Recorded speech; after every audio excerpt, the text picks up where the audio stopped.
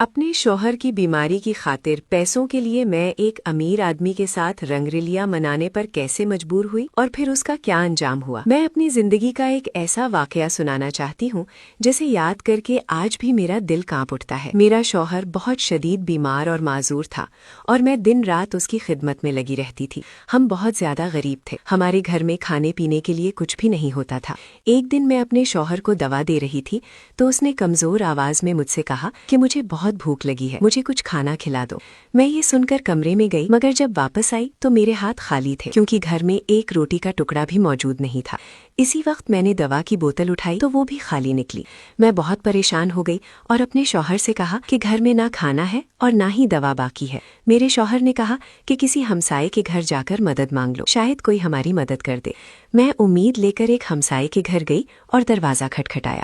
جب وہ باہر آیا تو میں نے اس سے کہا کہ ہم بہت پریشان ہیں، ہمارے گھر میں کھانے کے لیے کچھ بھی نہیں ہے، ہماری مدد کر دے۔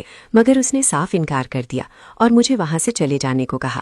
میں مایوس ہو کر دوسرے ہمسائے کے گھر گئی، مگر اس نے بھی مدد کرنے سے انکار کر دیا۔ آخر میں تیسرے ہمسائے کے گھر گئی اور اس سے بھی مدد مانگی۔ اس آدمی نے مجھے عجیب نظروں سے دیکھا، پھر اپنی جیب سے بہت سارے پیسے نکال کر کہا کہ اگر میں اس کے ساتھ کچھ وقت گزار لوں تو وہ یہ سارے پیسے مجھے دے دے گا تاکہ میں اپنے گھر کے لیے کھانا اور اپنے شوہر کے لیے دوائیاں خرید سکوں۔ میں نے فوراً اس کی بات ٹھکرا دی اور کہا کہ میں غریب اور مجبور ضرور ہوں، مگر اپنے جسم کا سودا نہیں کر سکتی۔ یہ کہہ کر میں بہت دکھی دل کے ساتھ واپس اپنے گھر آ گئی اور اپنے شوہر کو ساری بات بتا دی۔ اگلے دن میرے شوہر کی طبیعت اور زیادہ خراب ہو گئی اور وہ زندگی اور موت کی کشمکش میں تھا۔ میں بہت پریشان ہو گئی اور جب مجھے کوئی اور راستہ نظر نہ آیا تو مجبور ہو کر دوبارہ اسی امیر آدمی کے پاس گئی۔ میں نے اس سے کہا کہ میرا شوہر اس وقت بہت بری حالت میں ہے، خدا کے لیے میری مدد کر دو۔ وہ مسکرایا اور کہنے لگا کہ میں تمہاری مدد کرنے کو تیار ہوں، مگر میری شرط آج بھی وہی ہے، اگر تم میرے ساتھ 1 گھنٹہ گزار لو تو میں تمہیں بہت سارے پیسے دوں گا۔ میں اپنے شوہر کی جان بچانے کے لیے مجبور ہو گئی اور اس کی بات مان لی۔ وہ مجھے اپنے کمرے میں لے گیا، دروازہ بند کیا اور مجھے چارپائی پر لٹا دیا۔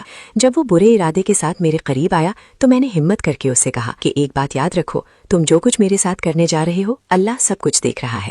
میری یہ بات سن کر اچانک اس کے دل میں اللہ کا خوف پیدا ہو گیا۔ وہ فوراً مجھ سے دور ہو گیا اور شرمندہ ہو کر مجھے پیسے دیتے ہوئے کہنے لگا کہ بہن مجھے معاف کر دو، میں بہت بڑا گناہگار انسان ہوں، مگر آج میں سچی توبہ کرتا ہوں کہ آئندہ کبھی اس گناہ کے قریب نہیں جاؤں گا۔ میں نے اللہ کا شکر ادا کیا اور وہاں سے واپس آ گئی۔